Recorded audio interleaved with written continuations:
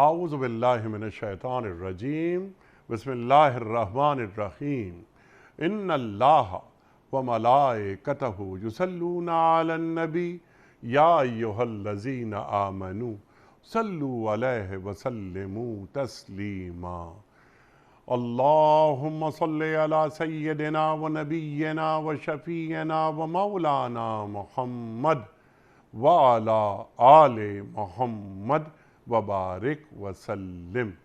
محترم خواتین و حضرات، السلام علیکم۔ پیام صبح کے ساتھ ایک بار پھر حاضر، میں ہوں آپ کا میزبان انیق احمد۔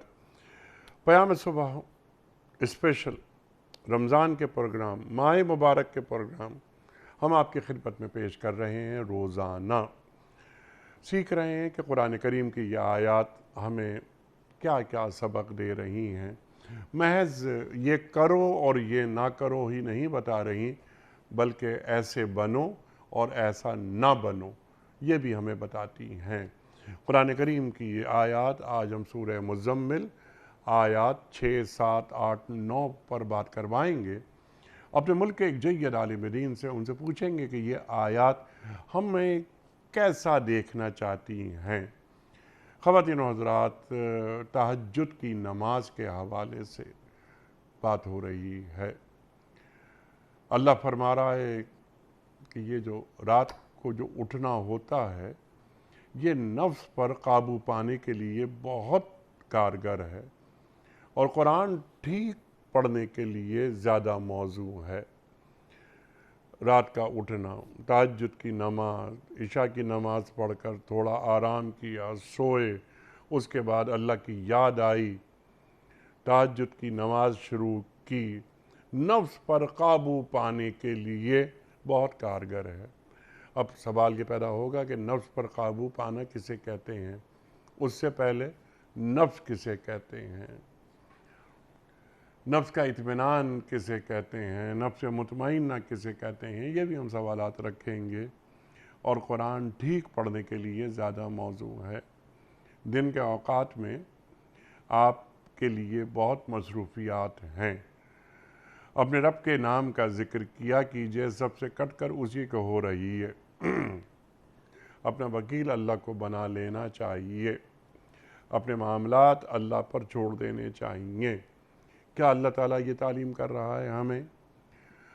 اللہ فرماتا ہے کہ وہ مشرق اور مغرب کا مالک ہے، اس کے سوا کوئی اللہ نہیں ہے، لہٰذا اسی کو اپنا وکیل بنا لیجئے۔ خواتین و حضرات، بہت ساری باتیں، سوالات اس ذیل میں اٹھیں گے۔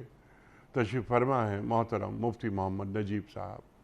خواتین و حضرات، مفتی محمد نجیب صاحب ہمارے ملک کا ایک محبوب اور مقبول نام، ممتاز نام، پیام صبح کا لازمی جز، ایک طویل عرصے سے ہمارے ساتھ ہیں۔ اس سفر میں قرآن کریم پر گفتگو فرماتے ہیں، بلکہ قرآن کریم سے ہمیں قریب کرتے ہیں، قرآن کریم کا علم ہم تک منتقل کرتے ہیں۔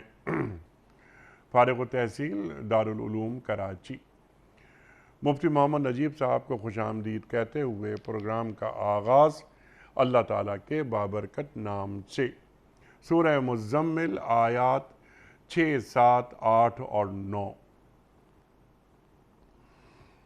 اعوذ باللہ من الشیطان الرجیم بسم اللہ الرحمن الرحیم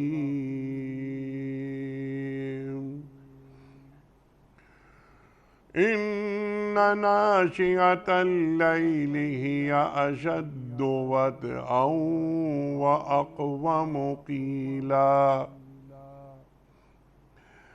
ان لک فی النہار سبحا طویلا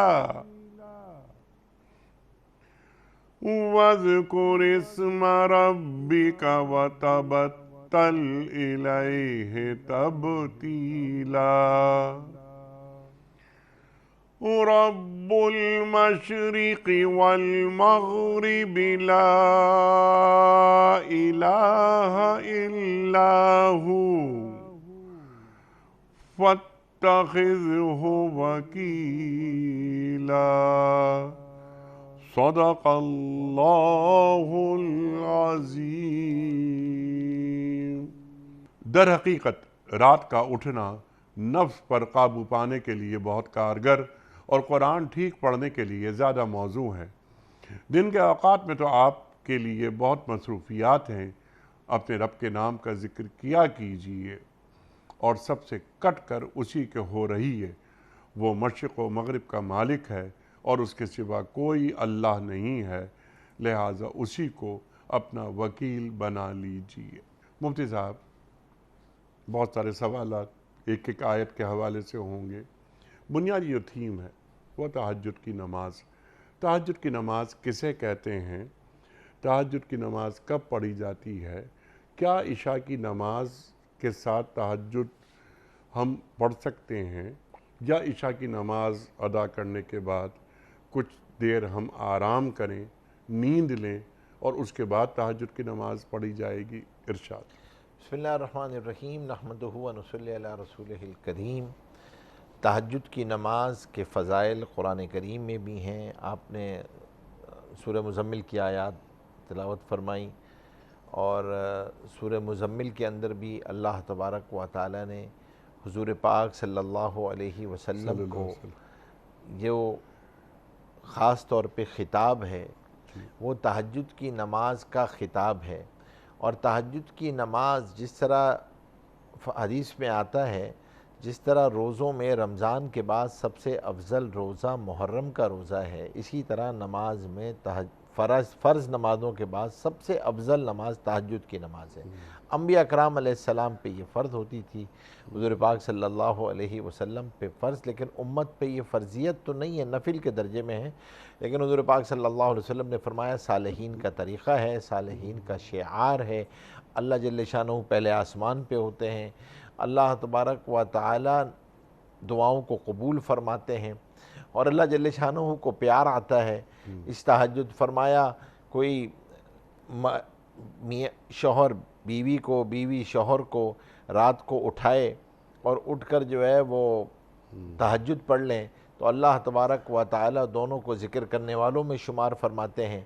اور پھر اسی طریقے سے آتا ہے کہ جب انسان سوتا ہے نا تو شیطان اس کی گدی پہ 3 گرہ باندھتا ہے۔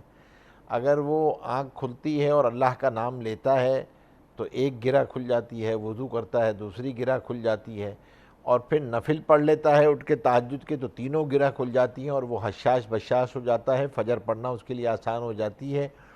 تو یہ نہ صرف یہ کہ دعاؤں کی قبولیت ہے، اللہ تبارک و تعالیٰ کے قرب کے حصول کے لیے یہ بہترین ذریعہ ہے، اور پھر اسی طریقے سے صالحین کا شعار ہے۔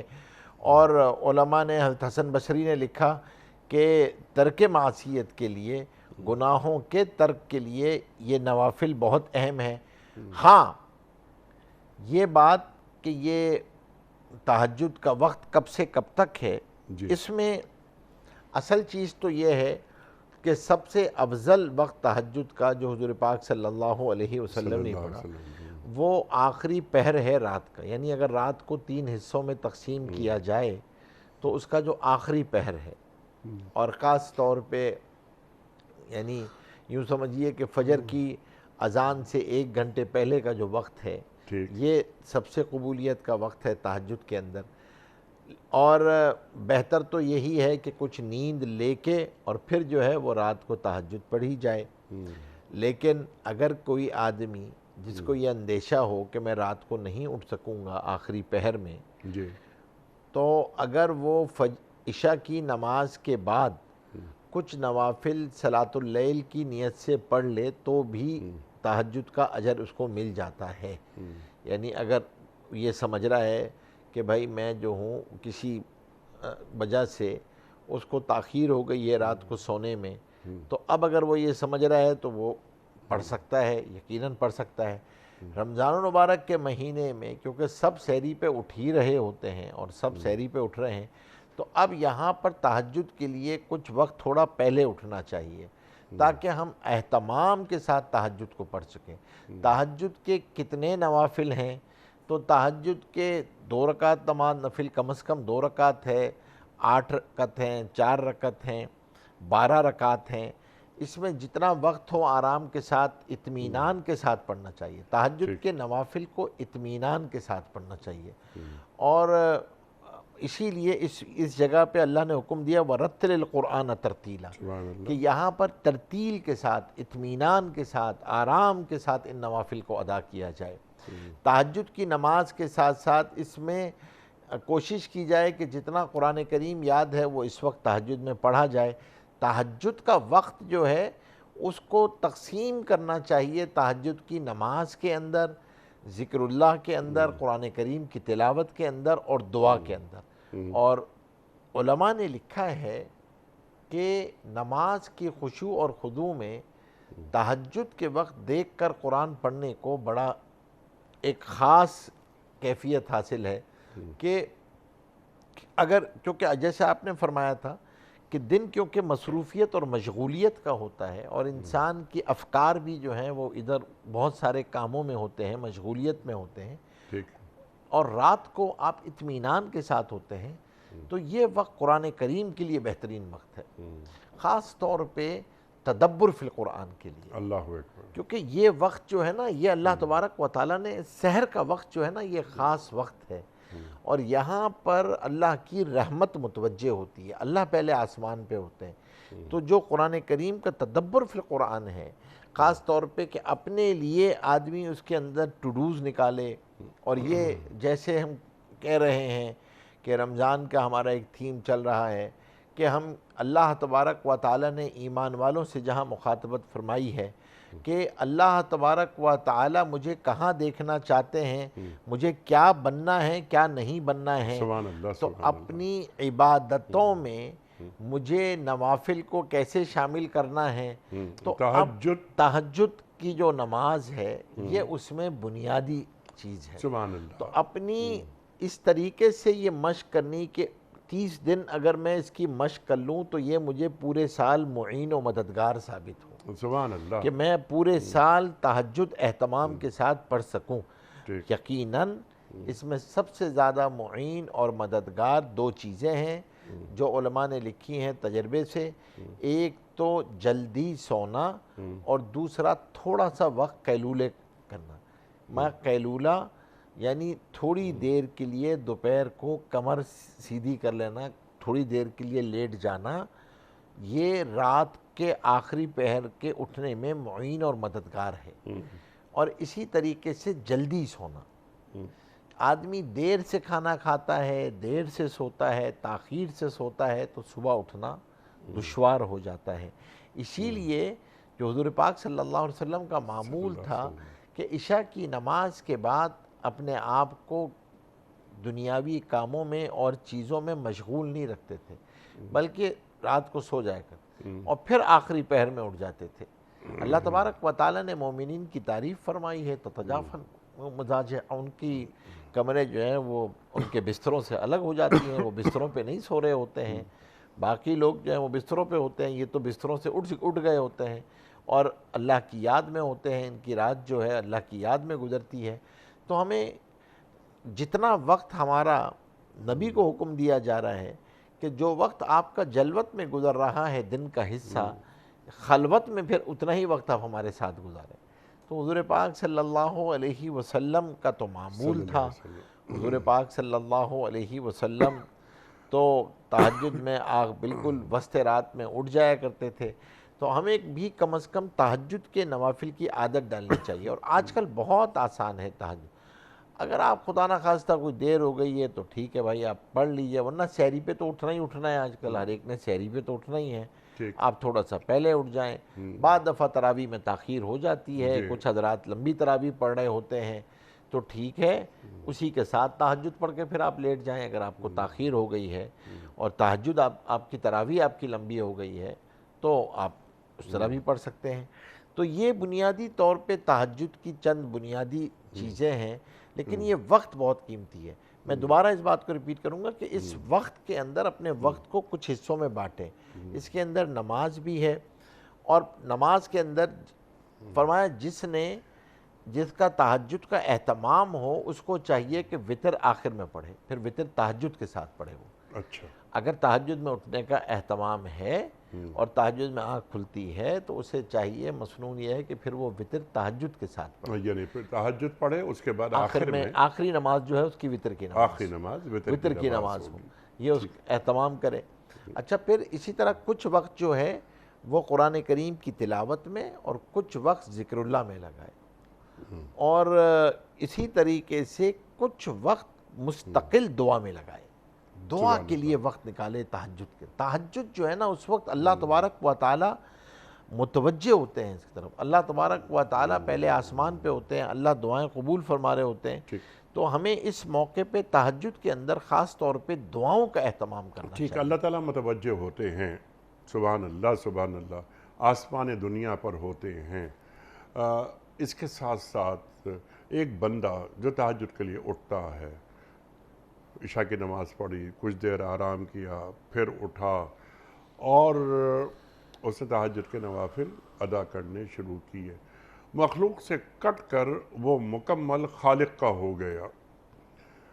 ہم نمازیں پڑھتے ہیں، مساجد میں جاتے ہیں، تو بہرحال ہم لوگوں کے سامنے ہوتے ہیں، نماز پڑھتے ہیں، لوگ ہمیں دیکھتے ہیں، تو کہیں محسوس ہوتا ہے کہ کہیں کوئی ریا کا پہلو تو نہیں آ گیا۔ تہجد کی نماز میں مفتی صاحب کتنی بڑی فضیلت ہے کہ کہیں بھی یعنی ایک ذرہ برابر بھی ریا شامل نہیں ہو سکتی، بندے کا اور خالق کا ڈائریکٹ معاملہ ہو رہا ہے۔ تو یہ جو تعلق بندے کا اور خالق کا قائم ہوتا ہے، کیا یہ تقوی سے آگے کی چیز ہے؟ میرا اشارہ زہد کی طرف ہے، ارشاد۔ دیکھیں، یہ آدمی تکلفاً زہد کی طرف سفر شروع کرتا ہے۔ زہد تو ایک منزل ہے، تقوی ایک منزل ہے جہاں تک پہنچنا ہے۔ آدمی کو پہلے تکلفاً ایک راستہ اختیار کرنا ہوتا ہے، ٹھیک، وہ رات کو مخلوق سے کٹنا سیکھتا ہے آہستہ آہستہ، تو دن میں مخلوق سے کٹنا آسان ہوتا ہے اس کے لیے، اور مخلوق سے کٹ کے خالق کی طرف متوجہ رہنا، مخلوق کے ساتھ رہتے ہوئے بھی متوجہ خالق کی طرف رہنا، قلب خالق کے ساتھ لگے رہنا، بظاہر ہنس رہا ہوگا، بظاہر بیٹھا ہوا ہوگا، بظاہر رو رہا ہوگا، لیکن قلب اللہ کے ساتھ جڑا ہوا ہے۔ یہ تعلق پیدا ہوتا ہی تہجد کے ذریعے ہے، یہ تہجد کے بغیر سفر طے ہی نہیں ہو سکتا۔ اس کی پہلی پیڑھی ہی یہ ہے، یہ سیڑھی کی پہلی، آپ یہاں سے سفر شروع کریں گے، اور یقیناً آپ نے صحیح فرمایا، زہد اسی کو کہتے ہیں کہ آپ مخلوق میں رہتے ہوئے آپ مخلوق کے ساتھ نہیں ہیں، اللہ کے ساتھ آپ کا تعلق قائم ہے۔ بظاہر آپ مخلوق کے ساتھ رہ رہے ہیں، ہنس بھی رہے ہیں، رو بھی رہے ہیں، بیٹھے ہوئے بھی ہیں، سب کچھ باتیں ہو رہی ہیں، لیکن تعلق اللہ کے ساتھ جڑا ہوا ہے، قلبی تعلق اللہ کے ساتھ جڑا قلبی تعلق اللہ سے جڑا ہوتا ہے۔ تہجد کی نماز کیا ہمیں سب سے زیادہ دنیا سے بے رغبتی نہیں سکھاتی؟ بالکل صحیح ہے، دنیا سے بے رغبتی سکھاتی ہے، یقیناً بے رغبتی سکھاتی ہے، اور ایک اس کی سب سے بڑی وجہ ہی یہ ہے کہ کوئی دنیا کے افکار اور مشاغل آپ کے ساتھ نہیں لگے ہوئے ہوتے۔ آپ نماز پڑھ رہے ہیں تو اس کے بعد میں نے یہ کام کرنا ہے، ابھی میٹنگ چھوڑ کے آیا ہوں، ابھی دکان پہ گاہک چھوڑ کے آیا ہوں، ابھی یہ کر کے آیا ہوں۔ یہ افکار، یہ مشاغل تہجد کی نماز میں آپ کے ساتھ نہیں ہوتے، اللہ اکبر، اللہ اکبر۔ یہ تہجد میں آپ کے ساتھ نہیں ہوتے۔ ٹھیک ہے، تو یہ ہر نماز کا سے پہلے اذان ہوتی ہے، اذان کا ایک مؤذن ہوتا ہے اذان دینے کے لیے۔ تہجد کا مؤذن کون ہے؟ اللہ تبارک و تعالیٰ نے، دیکھیں تہجد کے اندر تو خود یہاں پر آپ کو حکم دیا گیا ہے، من جانب اللہ ہے، اور اگر آپ نیت کی بھی ہے آپ نے تو یہ تو اللہ تبارک و تعالیٰ خود مؤذن، اللہ تبارک و تعالیٰ خود پکارتے ہیں، اللہ تبارک و تعالیٰ کی پکار ہے، اللہ تبارک و تعالیٰ پہلے آسمان پہ اللہ پکارتے ہیں، کوئی مانگنے والا اللہ اکبر، جس اللہ کو میں عطا اکبر، کروں؟ اللہ اکبر۔ تو اللہ تبارک و تعالیٰ، یعنی آدمی اللہ سے اللہ کو مانگتا ہے تہجد میں، کیونکہ تہجد میں یہ آسان ہو جاتا ہے۔ یہ جو چیز ہے یہ اور کسی جگہ پہ بہت مشکل ہے آپ کو، اور کیونکہ دن میں جو ہے وہ مصروفیت ہے، آپ کے مشاغل ہیں، آپ مسجد میں بھی جائیں گے تو بھی مشاغل ہیں آپ کے، لیکن تہجد میں یہ ساری کی ساری چیزیں نہیں ہیں، کوئی مشغلہ نہیں ہے، کوئی افکار نہیں ہے، کوئی فکریں نہیں ہیں، کچھ بھی نہیں ہے یہاں پہ۔ تو جو آپ کا تعلق اللہ کے ساتھ تہجد میں قائم ہوتا ہے وہ کوئی نہیں ہے۔ اسی لیے یہ تمام صالحین کا طریقہ رہا ہے، تمام مشائخ علماء کا طریقہ رہا ہے، انبیاء کرام علیہ السلام کا شعار ہے۔ انبیاء پہ تو تہجد فرض ہوتی تھی، اور پھر آپ اس دعا کی تاثیر ہی اور ہے، یہ دعا کی تاثیر اور ہے بالکل۔ جو رات کو آپ اپنے آنسوؤں سے اس کو بھگوتے ہیں نا، یہ اس کی تاثیر بالکل مختلف۔ اللہ اکبر۔ جیسے کوئی جوشاندہ ہوتا ہے نا، کہا جاتا ہے کہ رات کو پانی میں بھگو کے رکھو تو صبح اس کی تاثیر مختلف ہوگی۔ ان دعاؤں کو جب آپ اپنے آنسوؤں میں رات کو تہجد میں بھگوتے ہیں تو اب اس کی تاثیر ہی مختلف، اللہ اکبر، اس کی قبولیت ہی مختلف ہوتی ہے۔ اللہ اکبر۔ اور پھر آدمی کی اس کی کیفیات، اس کی حشاشی، یہ آدمی پورا دن محسوس کرتا ہے۔ تو تقوی کے حصول کے لیے، زہد کے حصول کے لیے یہ بنیادی سیڑھی ہے۔ تہجد کے وقت میں اپنے آپ کو اللہ کے ذکر میں لگانا، نماز کے ذریعے، دعاؤں کے ذریعے، تلاوت کلام پاک کے ذریعے، ذکر اللہ کے ذریعے، یہ بہت ضروری ہے۔ اللہ اکبر۔ اور رمضان اس کے لیے بڑی سہولت کا مہینہ ہے۔ رمضان کا مہینہ، یہ جو ہیبٹ ڈیولپمنٹ ہے نا، اس کے لیے رمضان کا مہینہ ہے۔ ریچول ہیبٹ جتنی بھی ہے نا آپ کی، اس کے لیے رمضان مہینہ ہے آپ کے لیے آسانی کے، کیونکہ پورا ماحول بنا ہوا ہے آپ کو۔ آپ عمل کرنا آسان ہے، اٹھنا آسان ہے، عبادت کرنا آسان ہے، دعا مانگنا آسان ہے، شیاطین بند ہیں۔ تو اب ظاہر سی بات ہے یہاں پہ آپ کو آگے بڑھنا آسان ہے۔ تو یہ روحانی ترقی کا سفر ہے، اور اللہ نے پورا ماحول بنایا ہے اس روحانی ترقی کے لیے۔ تو رمضان میں انشاءاللہ جس نے جم کے تہجد پڑھ لی، تو امید ہے اللہ کی ذات عالی سے، جس عمل پہ رمضان میں استقامت آ جاتی ہے، اللہ تبارک و تعالیٰ پورے سال اس کو آسان کر دیتے ہیں اس کے لیے۔ اللہ تبارک و تعالیٰ اس پہ استقامت نصیب فرما دیتے ہیں۔ سبحان اللہ، سبحان اللہ۔ اچھا، اللہ تعالیٰ فرما رہا ہے کہ یہ جو رات کو اٹھتے ہیں تہجد کے لیے، یہ نفس پر قابو پانے کے لیے بہت کارگر ہے۔ نفس پر قابو پانا، نفس کیا ہے؟ پہلے ذرا تھوڑا سا ہمیں یہ بھی سکھا دیجئے کہ نفس کسے کہتے ہیں، اور نفس پر قابو کیسے پایا جاتا ہے بذریعہ تہجد۔ دیکھیں، نفس کی مثال جو ہے نا، جیسے انسان کے اندر جو اللہ تبارک و تعالیٰ نے چیزیں رکھی ہیں، اس میں ایک روح ہے اور ایک اس کا نفس ہے۔ پھر نفس کی بھی اقسام ہیں، ٹھیک ہے، نفس امارہ ہے، نفس لوامہ ہے۔ ٹھیک ہے۔ تو اب جو ہے وہ ایک نفس مطمئنہ ہے۔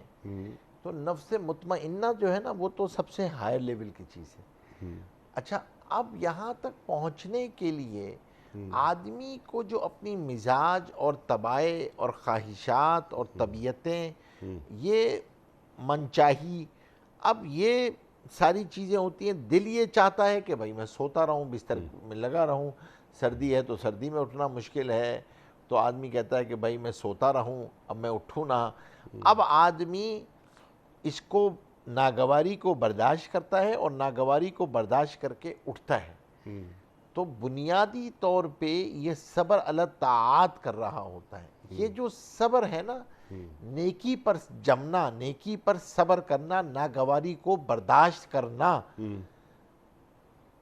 تو یہ جو نفس ہوتا ہے نا، جو اڑیل گھوڑے کی طرح ہوتا ہے، نفس امارہ، نفس امارہ، اب آپ اس کی تدریب شروع کرتے ہیں، اس کی تعدیب شروع کرتے ہیں۔ اچھا، تو وہ آپ کو کرنا پڑتا ہے۔ تو یہ دن میں جو 5 نمازیں ہم پڑھتے ہیں صبح سے شام تک، تو اس سے نفس امارہ کی تربیت نہیں ہوتی؟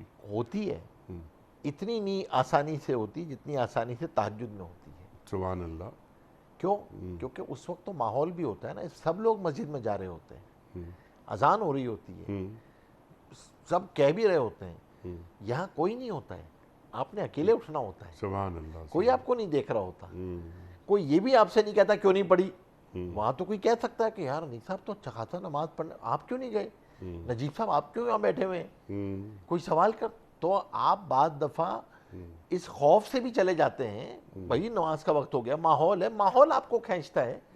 تہجد کے وقت میں تو سارا ماحول سونے کا بنا ہوا ہوتا ہے، اب آپ ماحول کے خلاف چلتے ہیں، اجر بقدر مجاہدہ ہوتا ہے۔ تو اب یہاں پر آپ مجاہدہ کرتے ہیں، یہاں پہ آپ ناگواری کو برداشت کرتے ہیں، تو یہ صبر کا سب سے اعلیٰ درجہ ہے جس سے نفس کی سب سے زیادہ تعدیب ہوتی ہے، جو صبر علی الطاعات ہے، نیکیوں پر جمنا ناگواریوں کو برداشت کرتے ہوئے۔ پانی ٹھنڈا ہے، ہو سکتا ہے گرم پانی نہ ہو، کمبل سے نکلنا، لحاف سے نکلنا، پنکھے میں سو رہا ہے، اے سی میں سو رہا ہے، اب اٹھ کر جو ہے وہ آدمی کھڑا ہو جائے، وضو کرے، اللہ تبارک و تعالیٰ کے سامنے کھڑے ہو کے 2 رکعت نماز نفل ادا کرنا، یہ کسی کو نظر نہیں آ رہا ہے، کسی کے لیے بھی نہیں، یہ خلوت کا عمل ہے، کوئی نہیں دیکھ رہا ہے۔ اب یہاں پر اس کے نفس کی تعدیب شروع ہوتی ہے۔ نفس کو آپ نے سکھانا ہوتا ہے اسی طریقے سے، تھوڑا تھوڑا تھوڑا تھوڑا تھوڑا کر کے، اور اب جتنا آسان یہ عمل ہے نفس کی تربیت میں، اتنا اور کوئی عمل نہیں ہے۔ تہجد کے اعمال نفس کی تربیت میں بنیادی عنصر ہیں۔ سبحان اللہ۔ اسی لیے جب آدمی اس سفر کو شروع کرتا ہے، جسے روحانی ترقی کا سفر کہتے ہیں، تو اس میں ان معمولات کی پابندی بہت ضروری ہوتی ہے، تاکہ آدمی کو آہستہ آہستہ منچاہی چھوڑنی تو آئے نا۔ یہ جو منچاہی سے رب چاہی کا سفر ہے، اس میں جو سب سے بڑی رکاوٹیں وہ تو نفس ہے نا، اسی کو تو آپ نے ذرا تربیت یافتہ کرنا ہوتا ہے، اسی کی تو آپ نے تربیت کرنی ہوتی ہے، ورنہ فطرتی طور پہ تو منچاہی ہوتی ہے، مزاجن سرشت میں تو منچاہی ہوتی ہے۔ تو آپ نے منچاہی پہ ایک قدم رکھ کے رب چاہی کو اپنانا ہوتا ہے، تو دوسرا قدم جنت میں ہوتا ہے۔ آپ کو بس یہ آپ کا سفر ہے جو آپ نے اختیار کرنا ہوتا ہے۔ اسی لیے جب آدمی کو ناگواریوں کو برداشت کرنا آ جاتا ہے تو پھر اگلی تربیت آسان ہوتی ہے۔ پھر دل چاہ رہا ہے اس کو نہیں کرنا، تو بعد دفعہ غلط بات کہنے کا دل چاہے گا تو غلط بات کہنی نہیں ہے، دیکھنے کا دل چاہے گا تو دیکھنی نہیں ہے۔ اب اگر آدمی رات کو یہ تربیت ہو گئی ہے تو اب گاہک کھڑا ہوا ہوگا، اذان ہو جائے گی تو نماز پڑھنا آسان ہوگا، گاہک چھوڑنا آسان ہوگا، کیونکہ آپ کی گرومنگ ہوتی جا رہی ہے، گریجولی گرومنگ ہو رہی ہے آپ کی۔ یہ جو گریجول اسپریچول گرومنگ ہے، یہ اس کے لیے بنیادی چیز ہے تہجد۔ اور دن میں آپ نے کیا کرنا ہے؟ دن میں آپ نے یہ کرنا ہے کہ اپنے آپ کو گناہوں سے بچانا ہے، ٹھیک ہے۔ اور جب یہ آئے گی تو پھر یہ باقی نیکیوں کو بھی آتی ہے اور میرا سوال گناہوں آپ کو کی بھی معاف خدمت میں کرتی یہ ہے۔ ہے کہ جو گرومنگ کی آپ نے بات کی، تو دن کی جو 5 نمازیں ہیں وہ ہمیں گروم نہیں کر رہی ہوتی کہ جو تہجد کی نماز ہمیں گروم کر رہی ہوتی ہے؟ نمبر 1، اسی میں ذیلی سوال ہے، دن میں ادا ہونے والے سجدے اور تہجد میں ادا ہونے والے سجدے، بنیادی فرق کیا ہے؟ دیکھیں، بنیادی فرق ہی یہ ہے کہ جو خلوت کا سجدہ ہے وہ آپ کے اور اللہ کے درمیان ایک براہ راست تعلق کو لے کے آتا ہے۔ یعنی آپ یوں سمجھیے کہ گفتگو آپ کی ہاٹ لائن پہ ہو رہی ہوتی ہے بالکل، اللہ اکبر، اللہ اکبر، جو دن میں اللہ اکبر۔ جو ہے وہ اس طرح نہیں ہو پاتی۔ اچھا، وہ گفتگو نہ ہو، وہ صرف سسکیاں ہوں، تو بھی وہ گفتگو ہوتی ہے۔ اللہ کے ہاں تو سسکیاں بھی گفتگو ہیں نا۔ نحن اقرب الیہ من حبل الورید، وہ تو شیرک سے زیادہ قریب ہے، اس کے نزدیک اس کو تو پتہ ہے سسکیوں کی کیا قیمت ہے۔ سسکیاں ایک الگ الفاظ ہوتی ہے جس زبان کو اللہ جل شانہ تو جانتے ہیں، کوئی اور نہیں سمجھتا نا سسکیوں کو، اللہ تو جانتے ہیں نا۔ تو اس موقع ارے آپ انیس صاحب، علماء نے لکھا ہے کہ بھائی کچھ نہ بھی کر سکو، اگر آنکھ کھل جائے اس وقت تو بیٹھ کے تھوڑی دیر اللہ اللہ کرو پھر سو جاؤ۔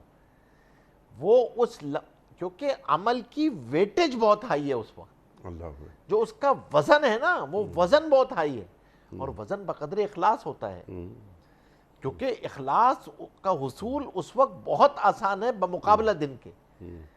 دن کو آپ کو کافی اپنی نیت کو ٹٹولنا پڑتا ہے اخلاص پہ لانے کے لیے، کافی مشق کرنی پڑتی ہے کہ میں صرف اللہ کے لیے کر رہا ہوں، کسی کو دکھانے کے لیے نہیں کر رہا۔ یہاں لمبی نماز ساتھ والا دیکھ رہا ہے اس لیے لمبی نماز پڑھ رہا ہوں، اس لیے نہیں کر رہا ہوں۔ وہاں تو مشق کرنی پڑتی ہے آپ کو۔ تہجد میں آسان ہوتا ہے یہ سب کچھ، تو تہجد میں اس اخلاص کی برکت سے عمل کی ویٹیج بہت ہائی ہوتی ہے۔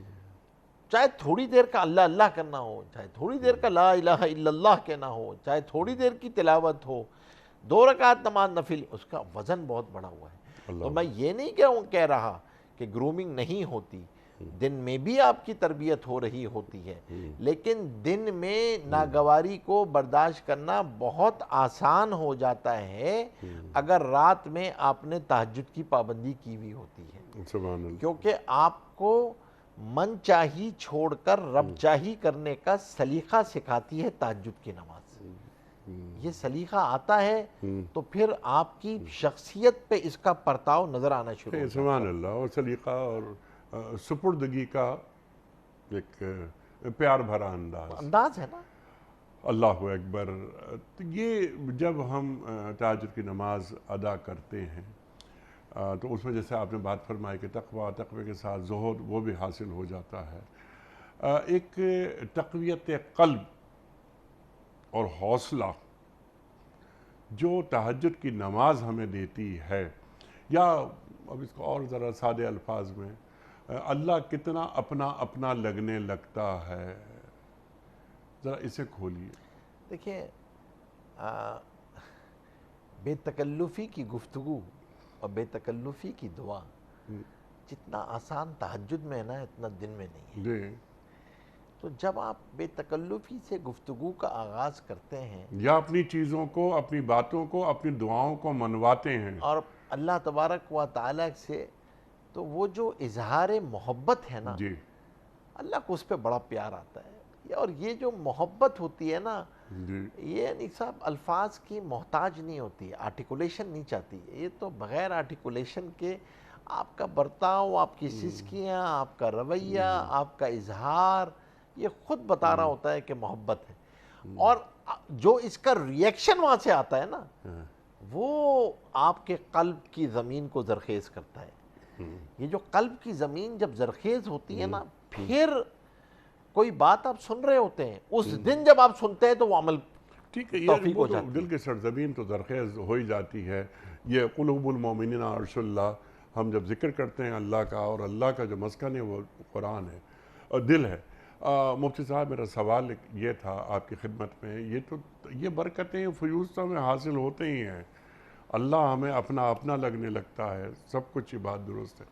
میں نے 2 لفظ استعمال کیے تھے کہ ایک حوصلہ اور تقویت جو ایک بندے کو حاصل ہوتی ہے.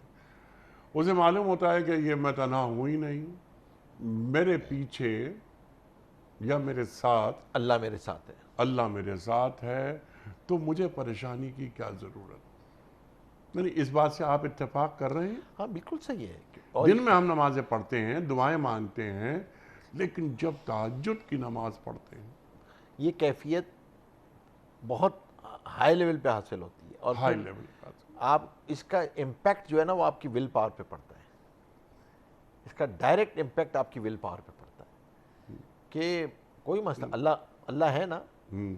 اب آدمی کو پتہ چل جاتا ہے کہ اللہ میرے پیچھے ہے، میں تو صرف اور صرف ایک واسطہ ہوں اور کچھ نہیں ہوں.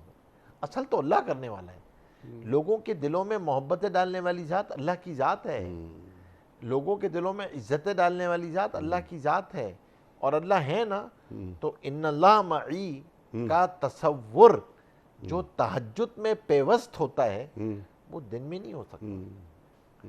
اور وہ پھر آپ کو پورے دن کے لیے پیٹرول کا کام کرتا ہے.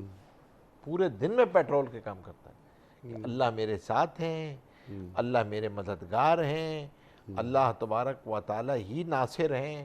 تو اب اللہ تبارک و اچھا پھر آپ کو قلب میں کشادگی محسوس ہوتی، انبساط محسوس ہوتا ہے، کیونکہ اللہ کی صفت ہے باسط، اللہ تبارک و تعالیٰ کی صفت ہے. تو آپ کو انبساط محسوس ہوتا ہے. انقباض کو دور کرنے کے لیے سب سے آسان عمل ہے تہجد. جی. یہ جو اسپریچول کانسٹیپیشن ہوتا ہے نا، اچھا. انقباض جو ہوتا ہے جب دل نہیں چاہتا، نہیں، انسان کے اوپر کیفیات ہوتی ہیں، انبساط اور انشراح اور انقباض، یہ کیفیات چلتی ہیں. کبھی آپ کا دل چاہے گا قرآن پڑھنے کا، دل چاہے. لیکن انقباض کی کیفیت میں جب آپ کسی عمل کو کرتے ہیں تو اجر دورہ ملتا ہے. ایک تو عمل کا اجر مل رہا ہوتا ہے، دوسرا مجاہدے کا اجر مل رہا ہوتا ہے، کیونکہ آپ اس پہ مجاہدہ کر رہے ہوتے ہیں. وَالَّذِينَ جَاهَدُوا فِينَا لَنَهْدِيَنَّهُمْ سُبُلَنَا. جو محنت کوشش کرتا ہے اللہ اس کے لیے پھر راستے کھولتے ہیں، اور عمل کا اجر بقدر مجاہدہ ہوتا ہے، بقدر مشقت ہوتا ہے۔ تہجد کی نماز میں جتنی مشقت ہے دن کی نماز میں اتنی مشقت نہیں ہے، ویری کر سکتا ہے، یہ ویریبل ہو سکتا ہے کسی آدمی کے لیے کہ اس کو شاید وہ ایسے ماحول میں ہو جب تہجد بہت آسان ہو اور دن کی نماز اس کے لیے مشکل ہو، دفتر سے اٹھنا، وہ کسی ایسی جگہ میں جہاں کوئی نماز پڑھنے والا ہی نہیں ہے۔ ہمارے جو غیر مسلم ممالک میں لوگ رہ رہے ہوتے ہیں ان کے لیے واقعتاً بعض دفعہ ظہر اور عصر پڑھنا بہت مشکل ہو جاتی ہے، مجاہدے کا کام ہوتا ہے ان کے لیے، اٹھنا، اس جگہ سے اٹھنا، ماحول کے خلاف جا کر کہیں پہ وضو کرنا پھر نماز پڑھنا مشکل ہوتا ہے، مجاہدہ ہوتا ہے، ان کو اس پر بھی اجر مل رہا ہوتا ہے۔ لیکن وہاں پھر بھی ایک ہوتا ہے کہ لوگ کہیں گے بہت ہی ویری پائس مین، نماز پڑھنے کے لیے جا رہا ہے، نماز پڑھتا ہے، لیکن تہجد میں ایسا کوئی اندیشہ خدشے نہیں ہوتے ہیں، انلیس کہ آدمی خود زبان سے بیان کرنا شروع کر دے کہ میں تہجد پڑھتا ہوں، اچھا خود اپنی زبان سے کہنا شروع کر دے، جی وہ تو بات اور ہے، ورنہ تو کسی کو بھی نہیں پتا ہے، یہ تو جی فیما بالکل۔ بینک و بین اچھا، اللہ، تہجد آپ پڑھنے کا اور والا اللہ کا۔ یعنی عام طور پر نہیں کہتا، یقیناً، کیونکہ ظاہر اس سی کی تشہیر نہیں نہیں چاہتا، چاہتا وہ، کیونکہ وہ اس کا اور اللہ کا اللہ کا معاملہ ہے، کسی تیسرے کو وہ شامل نہیں کرنا چاہتا اس ڈیل میں۔ خلوت کے رازوں میں جی وہ شامل نہیں کرنا چاہتا کسی کو، ٹھیک، وہ اس سبحان کے اللہ، خلوت کے راز ہے، وہ کسی کو شامل نہیں کرنا چاہتا، سبحان اللہ، اور سبحان اللہ، اللہ کو یہی محبت کا انداز پسند آتا ہے۔ سبحان اللہ۔ اچھا مفتی صاحب، یہ 2-3 جو پوائنٹس ہیں، میں چاہتا ہوں کہ اس سے پہلے کہ یہ وقت ختم ہو جائے یہ بھی آپ کے سامنے ہم رکھ دیں اور آپ سے سیکھیں۔ یہ تہجد کا وقت قرآن ٹھیک ٹھیک پڑھنے کے لیے زیادہ موزوں ہے۔ اب سوال یہ پیدا ہوتا ہے کہ جو دن بھر ہم نمازیں پڑھتے ہیں اس میں قرآن پڑھتے ہیں تو وہ ٹھیک ٹھیک نہیں ہوتا ہے کیا؟ یہ تہجد کا وقت، یعنی عشاء کی نماز ہم نے پڑھی، قرآن کریم کی تلاوت کی، یا فجر کا وقت، اِنَّا قرآن الفجر کان مشہودا، اور فجر کی نماز میں تلاوت تو ویسی ہی لمبی ہوتی ہے، تو کیا سما ہوتا ہے فجر کی نماز میں تلاوت کو سننے کا۔ تو یہاں جو اللہ فرما رہا ہے کہ قرآن ٹھیک ٹھیک پڑھ لینے کے لیے زیادہ موزوں ہے تہجد کا وقت، کیا ورتل القرآن ترتیلا کی طرف اشارہ جی، ہے؟ ورتل القرآن ترتیلا کی طرف اشارہ ہے، اچھا، کہ آپ قرآن کریم کو دیکھیں، یہ جو تہجد کا وقت ہے نا، یہ دن کی نمازوں کی مشق کا وقت ہے، اس وقت آپ اطمینان کے ساتھ ٹھہر ٹھہر کے نماز کو ادا کرنا، ٹھیک، اور سجدے کو بھی ٹھہر کے ادا کرنا، قومے کو بھی ٹھہر کے ادا کرنا، جلسے کو بھی ٹھہر کے ادا کرنا، رکوع کو بھی ٹھہر کے ادا کرنا، اچھا تہجد کا سجدہ تو ویسے ہی طول اختیار کر لیتا ہے، اور پتہ نہیں کیوں۔ کوشش کرنی چاہیے، اور ظاہر سی بات ہے کہ آدمی کا دل لگ رہا ہوتا ہے تو اپنی دعاؤں کا اہتمام کرنا چاہیے، تہجد کے سجدوں میں دعاؤں کا خاص طور پہ اس میں اہتمام ہو۔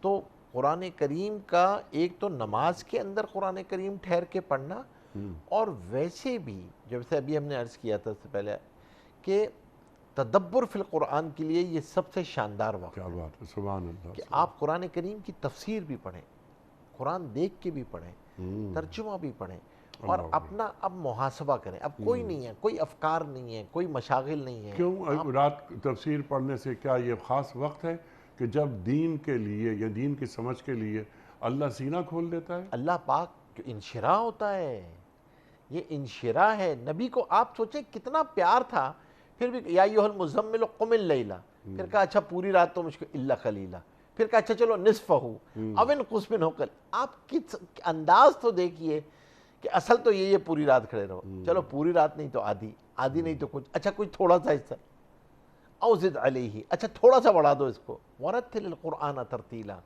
اور جو بھی پڑھو اس میں قرآن ٹھہر ٹھہر کے اطمینان کے ساتھ، اللہ حمتن متوجہ ہوتے ہیں اس کی طرف، جب اللہ متوجہ ہیں، اللہ سن رہے ہیں تو اطمینان سے سناؤ، اور یہ وقت ہے، ٹھہرا ہوا وقت ہے، اللہ کی رحمت اتر رہی ہے، فرشتے آ رہے ہیں، دعائیں جا رہی ہیں، قبولیت کا وقت ہے۔ اب اس وقت جب قرآن کھول کے تدبر فی القرآن کرتے ہو تو یہ وقت ہی اور ہے، یہ جو وقت سحر ہے نا، سحر کا وقت جو ہے یہ، اور خاص طور پہ فجر کی اذان سے کوئی 1 گھنٹہ پہلے کا وقت یہ جو وقت آخری 1 گھنٹہ ہوتا ہے پہر کا، یہ بہت ہی برکت والا وقت ہے. جی کو کوشش کرنی چاہیے کہ اس وقت کو قیمتی بنائیں، اور رمضان میں یہ نیت کریں کہ اللہ پورا سال مجھے اس پہ استقامت عطا فرما، اور اس کی باقاعدہ ہم گھر میں بھی اس بات کا اہتمام کریں. اور اس کے لیے سب سے بڑی چیز ہے جلدی سونا. جی کہ رمضان میں تو چلیں ٹھیک ہے، مصروفیات ہوتی ہیں، تراویح ہے، عمل ہے، لیکن رمضان کے بعد اس کا معمول بنائیں. صحیح. کیونکہ اگر یہ نہیں ہوگا نا، یہ ٹائم مینجمنٹ آپ نہیں کر سکتے تو آپ تہجد کی ٹائم مینجمنٹ بھی نہیں کر سکتے. جی ہاں مشکل ہو جائے گی آپ کے لیے، کیونکہ ظاہر سی بات ہے انسان مشاغل میں ہوتا ہے، پھر آدمی کے لیے مشکل ہو جاتا ہے.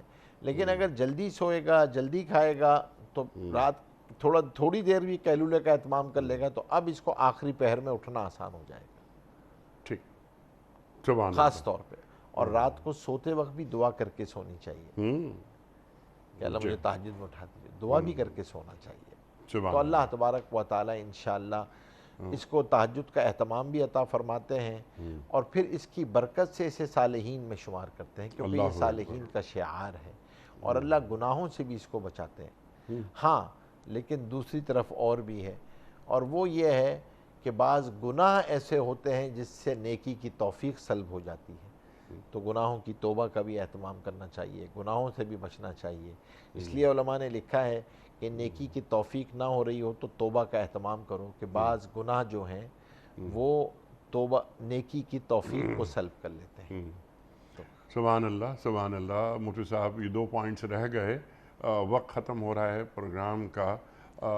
دن کے اوقات میں آپ بہت مصروف رہتے ہیں، بات اللہ تعالیٰ نے فرما دی. یقیناً اب تہجد کے حوالے سے ہی بات ہو رہی ہے. اپنے رب کے نام کا ذکر کیجئے اور سب سے کٹ کر اسی کے ہو جائیے. اب یہ سب سے کٹ کر اسی کے ہو جائیے، اب بظاہر ایک چھوٹا سا فقرہ محسوس ہوتا ہے، وَتَبَتَّلْ إِلَيْهِ تَبْتِيلًا. اللہ اکبر اللہ اکبر. تو سب سے کٹ کر اللہ کا ہو جانا کسے کہتے ہیں؟ دیکھیں سب سے آسان چیز یہ ہوتی ہے کہ سب کے ساتھ رہتے ہوئے بھی تعلق اللہ کے ساتھ جڑا ہو، اللہ اکبر. حال سے متاثر نہ ہو، حال بھیجنے والے کی طرف نگاہ جائے. حالات سے متاثر ہو کے حالات کو تذکرہ نہ ہو، یہ دیکھیں کہ اس حال میں اللہ کا حکم کیا ہے، اللہ کیا چاہ رہے ہیں مجھ سے اس حال میں. تو جس حال میں مالک نے رکھا ہے اس حال میں راضی ہو، اس حال میں حال کے امر کو تلاش کر رہا ہو، یہ ہے وَتَبَتَّلْ إِلَيْهِ. اس وقت حال کو تانے دینے میں نہ لگیں، حال کو ذکر کرنے میں نہ لگیں، اس پریشانی آفتوں کو ذکر کرنے میں کوشش یہ کریں کہ اس وقت حال کا امر کیا ہے. اور یہی اللہ تبارک و تعالی اس پہ کھولتا ہے جب آدمی اس وَتَبَتَّلْ إِلَيْهِ اور زہد بھی اسی میں آتا ہے، زہد بھی اسی کے اندر ہے. تو آپ لوگوں کے ساتھ ہیں بھی، لیکن پھر بھی آپ مخلوقات اب آپ یہ بات فرما رہے ہیں، آپ نے 2 مرتبہ یہ بات ریپیٹ کی کہ حال کا جو امر ہے بس وہ کیا ہے جانے. کیا تہجد پڑھنے والا آدمی حال کے امر سے ناواقف ہوتا ہے؟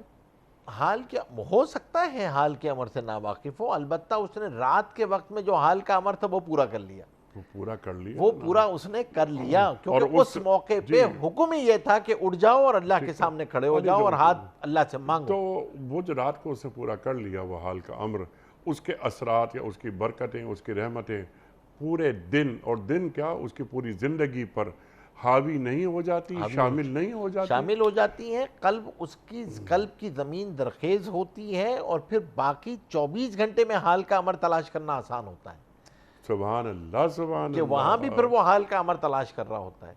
اور وَتَبَتَّلْ إِلَيْهِ تَبْتِيلًا تو ایک سفر ہے، یہ تو ایک منزل ہے، اس کا ایک سفر شروع کرتا ہے، اور ہمیشہ اس کی مشق کرنی پڑتی ہے کہ حال سے متاثر نہ ہو، حال بھیجنے والے کی طرف آدمی کی نگاہ ہو، اور اس حال میں بھی راضی ہو، شکوہ شکایت نہ ہو، کمپلین نہ ہو.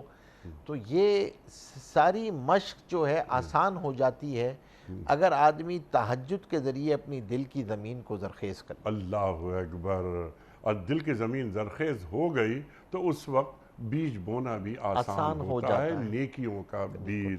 اچھا مفتی صاحب، آخری سوال آج کے پروگرام کا. اللہ تعالیٰ سرکار دو عالم صلی اللہ علیہ وآلہ وسلم کے ذریعے ہماری تعلیم کر رہا ہے نا. تو اپنے رسول اپنے محبوب سے کیا فرما رہا ہے اللہ تعالیٰ کہ اور اس کے سوا کوئی اللہ نہیں ہے، بس اسی کو اپنا وکیل بنا لیجئے۔ یقیناً یعنی رخ اللہ کی طرف بالکل سیدھا کر رکھنا، لیکن یہاں پر صفت جو اللہ لا رہا ہے اپنی، وہ وکیل لا رہا ہے۔ وکیل کی صفت یہاں کیوں آئی اور اللہ کیا فرما رہا ہے؟ دیکھیے اللہ تبارک و تعالیٰ مشرق کا پیدا کرنے والی بھی اللہ کی ذات ہے، مغرب کے پیدا کرنے والی بھی اللہ کی ذات ہے، اور کارساز بھی اللہ کی ذات ہے۔ یقیناً تو اب یہاں پر اللہ تمہیں کسی اور کی ضرورت نہیں ہے، ہاں، کفا باللہ وکیلا، اللہ سے بڑا کوئی وکیل نہیں۔ سبحان اللہ سبحان اب اللہ، کفا باللہ نصیرہ، اللہ سے بڑا مدد کرنے والا بھی کوئی نہیں ہے۔ ٹھیک ہے، تو اب یہاں پر ایک یہ آپ یوں سمجھیے کہ یہ نتیجہ ہے وتبتل الیہ تبتیلا، یقیناً کہ جب آپ وتبتل الیہ تبتیلا کرتے ہو تو اب یہاں پر اللہ تبارک و تعالیٰ سے بڑا کارساز کوئی نہیں ہے، اللہ سے بڑا وکیل کوئی نہیں ہے تمہارا، اور تمہیں اب اور کسی کی طرف نگاہ اٹھانے کی ضرورت اچھا، نہیں۔ کسی اور کی طرف نگاہ اٹھانے کی ضرورت نہیں۔ اگر اس کو بیان کروں میں اپنے الفاظ میں کہ اپنے معاملات اللہ پر چھوڑنا شروع کر دوں، تو بالکل صحیح ہے، وکیل بنا لینا۔ کسی کو ہم دنیاوی زندگی میں وکیل بناتے ہیں تو اس کو اپنی تمام باتیں اتھارٹی پاس آن کرتے ہیں۔ اتھارٹی پاس آن کر دیتے ہیں۔ تو جب اللہ کو وکیل بنا لیا، اس پر ایمان لے آئے، اس ایمان کے ساتھ جب ہم اپنے معاملات اللہ پر چھوڑ دیتے ہیں تو کیا وہ معاملات، وہ مسائل رہ سکتے ہیں؟ نہیں، وہ مسائل خود بخود حل ہونا شروع ہو جاتے ہیں، جی، اور اگر بظاہر آپ کو حل ہوتے ہوئے نہ بھی نظر آئیں تو دل کو اطمینان حاصل ہو جاتا ہے کہ خیر اسی میں ہے صحیح، اور عافیت اسی میں ہے۔ جی بالکل، تو یہ یقین آ جانا اور اس خیر کا دل میں آ جانا اور زبان پہ حمد کا جاری ہو جانا، رویوں میں شکر کا آ جانا، یہ ساری علامتیں ہیں اس بات کی کہ آپ نے اپنے معاملات اللہ پر چھوڑ دیے۔ جی اس کا یہ رد عمل ہے سارے کا سارا۔ پھر اللہ تبارک و تعالیٰ غیب سے ساری چیزوں کو پوری بھی فرماتے ہیں، پھر اللہ تبارک و تعالیٰ اس توکل کے ثمرات بھی ظاہر فرماتے ہیں، اور غیب سے وہ سارے کام بھی بن رہے ہوتے ہیں اور آدمی کو نظر بھی آ رہا ہوتا ہے۔ ہاں، شروع میں سودا بن دیکھے کا ہوتا ہے، لیکن مشق کرنی ہوتی ہے۔ سبحان اللہ، اس سفر کو جاری رکھنا چاہیے۔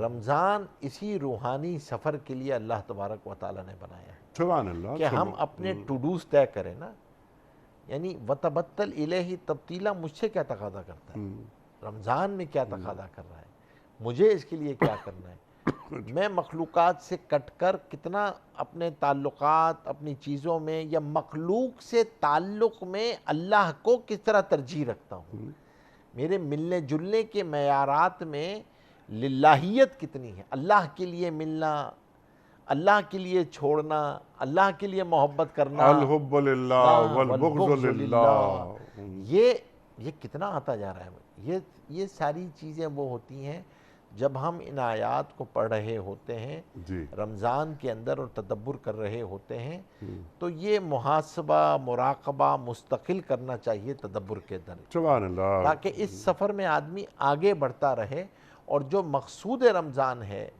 جو مقصد روزہ ہے، تقوی کا حصول، اس کی طرف آدمی آہستہ آہستہ سفر کو جاری رکھے۔ سبحان اللہ، سبحان اللہ، تقویٰ، اور تقوی سے پھر زہد کی منزل زہد کی منزل سامنے آتی رہے گی، اور جو کر سکتے، اس لیے کہ حکم یہی ہے یا ایھا الذین آمنوا اتقوا اللہ مستطاعت، تو آپ کی جتنی فاتقوا اللہ ما استطعتم، جو آپ جتنی کر سکتے ہو۔ سبحان اللہ، سبحان اللہ، سبحان اللہ۔ اللہ تعالیٰ پہ بھروسہ ہم صبح سے شام تک، رات تک، زندگی بھر ہم رکھتے ہیں اللہ پہ بھروسہ، توکلت علی اللہ، جو قرآن کریم ہمارا دین ہمیں تعلیم کرتا ہے۔ لیکن جب تہجد کی نماز شروع کر دیتے ہیں تو وہ بھروسہ عملی شکل اختیار کرنا شروع کر دیتا ہے، اور اس بھروسے میں مزید قوت آ جاتی ہے۔ بالکل صحیح، مفتی صاحب، میں آپ کا بڑا ممنون، جزاک اللہ۔ بڑا شکر گزار، آپ تشریف لائے۔